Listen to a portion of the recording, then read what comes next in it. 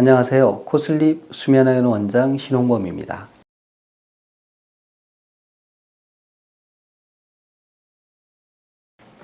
코골이 수면무호흡증, 또 수면 중 호흡장애가 있으신 분들 중에 이제 진단을 받으시고, 나는 어떤 치료를 해야 될까?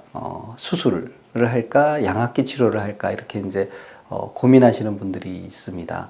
양압기 치료가 좀 생소하다 이런 분도 계실 수 있는데요. 양압기 치료는 마스크를 쓰고 주무시면서 그 기계 양압기에서 나오는 일정한 압력의 공기로 기도를 열어줘서 원활하게 호흡을 할 수 있도록 도와주는 비수술적인 치료고요. 실제 뭐 미국, 유럽, 일본에서는 이 수면무호흡증의 거의 표준적인 치료, 가장 널리 사용되는 치료라고 알려져 있고, 우리나라도 2018년부터 건강보험이 적용되면서 많은 분들이 양압기를 쉽게 선택해서 사용하실 수 있습니다. 양압기 건강보험이 되면 한 달에 한 17,000원 조금 더 되는 뭐 그 정도 금액으로 양압기를 빌려 쓰실 수 있고요. 또 양압기 사용을 위해서 필요한 수면 검사, 또 양압기 압력 처방 검사 등도 보험급여가 됩니다. 그래서 이제 경제적인 부담이 많이 줄어들었죠. 한편 이제 수술도 건강보험이 되는데, 수술 중에 이제 건강보험이 되지 않는 그런 종류도 있고요. 그런 경우에는 뭐 수술에 따라 다르지만 수백만 원 이상 되는 경우도 있습니다. 그래서 비용적으로는 양압기가 훨씬 더 비용 부담이 적다라고 얘기할 수 있는데, 그보다는 이제 의학적으로 어떤 차이가 있느냐.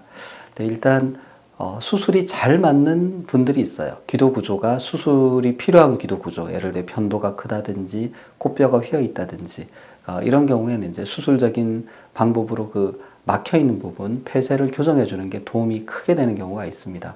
그래서 그런 경우에는 이제 수술적 치료가 필요하고, 물론 수술을 결정하기 전에 의사 선생님한테 이제 충분히 부작용에 대해서, 가능성이 있는 모든 부작용에 대해서 이제 가능한 충분히 얘기를 드리시는 게 필요하고, 또 경우에 따라서 이제 두 명의 의사를 만나보고 이게 똑같은 수술을 권하시는지 보고 결정하셔도 괜찮을 것 같습니다. 한편 이제 우리 수술은 한 번에 이제 이게 많이 좋아질 수 있다라는 장점이 있는 반면에, 또 수술에는 이제 부작용이 좀 따를 수 있죠. 부작용이 없는 수술은 없다고 보시면 됩니다.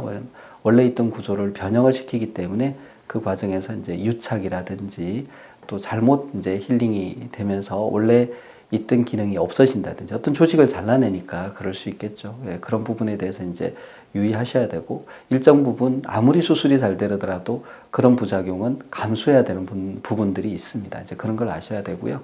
또 하나는 이제 수술과 수술 이후에 이제 아무는 과정에서 통증이 동반되고, 또 그러다 보니까 이게 이제 우리 음식을 먹는 거하고 관련이 있다 보니까 한동안 이제 음식을 못 드실 수 있어요. 그래서 특히 이제 몸이 조금 약하신 분, 또 나이가 있으신 분들은 그때 몸이 많이 축이 나고 이게 회복이 잘 안 되는 경우도 있습니다. 젊은 분들은 뭐 수술하시고 나서도 잘 회복이 되시는데, 그래서 이제 연세가 좀 있으신 분들 같은 경우에는 그런 점도 조금 고려를 하셔서 수술을 이제 결정하시는 게 필요하고요. 저는 제 생각에는 수술을 하시기 전에 비수술적인 치료를 먼저 한번 고려해 보시는 게 어떨까 말씀을 드리는데, 수술은 그 속성상 한 번 하면 되돌릴 수가 없죠. 수술 전 상태로 그대로 돌려줄 수는 없습니다. 어떤 조직을 자르거나 변형시키는 거니까요. 근데 이제 양압기 치료는 내가 양압기라는 기계에 마스크를 이제 쓰고 자는 거죠. 근데 그 과정에서 불편이 있고 안 맞다면 반납하고 안 쓰시면 돼요. 그러면 양압기를 선택하기 전과 똑같은 상태로 되돌아갈 수 있습니다. 그러니까 가역적인 거죠. 쉽게 되돌릴 수가 이제 있습니다. 그게 양압기의 큰 장점이고요. 내 몸에 어떤 흔적도 남지 않습니다. 그래서 양압기와 수술을 두 가지를 고려하고 계신다면 저는 양압기 치료를 먼저 해보실 걸 권해드립니다. 해보시고 양압기 치료가 잘 맞으면 양압기를 쓰시면 되는 거죠. 근데 양압기가 너무 적응이 힘들고 잘 안 돼요. 그럴 때는 이제 수술을 고려하시면 되겠죠. 거꾸로 내가 수술을 했어요. 그랬더니 뭐 여러 가지 이제 불편을 내가 감수하고 수술을 했고, 수술을 했는데도 불구하고 코골이 수면무호흡증이 많이 좋아지지 않고, 그러니까 여전히 코를 골고 호흡곤란이 있고, 수술한 부분에 부작용 불편감은 있고, 그 상태에서 할 수 있는 거는 양압기거든요. 결국 양압기를 해야 될 것 같으면 내가 처음에 양압기를 먼저 해보고 이게 맞았으면 굳이 비용과 시간과 고통을 수반하는 그런 수술을 안 해도 되지 않았냐 이런 결론도 나올 수 있습니다. 그래서 뭐 이런 선택에 대해서는 이제 그 사람의 철학이나 생각하는 방식이 관여하겠지만 여러분들도 이제 이런 부분을 한번 생각해 보시는 것도 좋을 것 같아요. 한번 하고 나서 쉽게 되돌릴 수 있는 치료를 먼저 해보는 것이 한번 하면 그 상태로 평생을 살아야 되는 치료, 즉 수술을 먼저 하는 것보다 좀 더 낫지 않겠냐라는 거. 그리고 이제 특히 나이가 드시면서 한 50, 60 이렇게 되시면서 생긴 수면무호흡증 같은 경우는 경우에 따라서 이게 명백하게 기도를 막고 있는 부분이 잘 보이지 않고요. 그냥 기도를 버티는 조직 자체에 힘이 없어서 생기는 경우가 많아요. 그러니까 막히는 부분이 없어요. 혀가 크지도 않고 편도도 없고 목젖이 늘어나 있지도 않은데 그냥 수면무호흡증이 생기는 경우는 기도 자체에 힘이 없는 거예요.